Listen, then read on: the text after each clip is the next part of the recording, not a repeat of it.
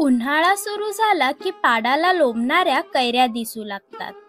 कोकणात घरोघरी उन्हाळ्याच्या दिवसात दुपारच्या जेवणात कैरी खोबऱ्याची चटणी हमखास दिसून येते.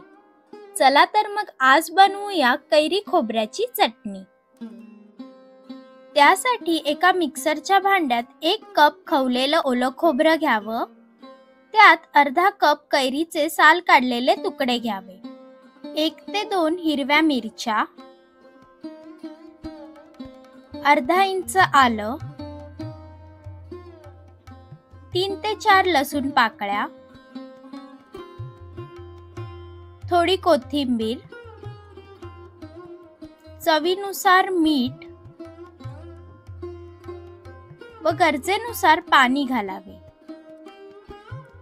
मिक्सरमध्ये बारीक चटणी वाटून घ्यावी. कैरी खोबऱ्याची चटणी तयार आहे. ही चटणी हवाबंद भरणीत भरून ठेवली तर फ्रीजमध्ये 8 दिवस टिकते. दुपारच्या जेवणात साध्या वरण भातासोबत किंवा चपाती सोबत ही चटणी खूप छान लागते.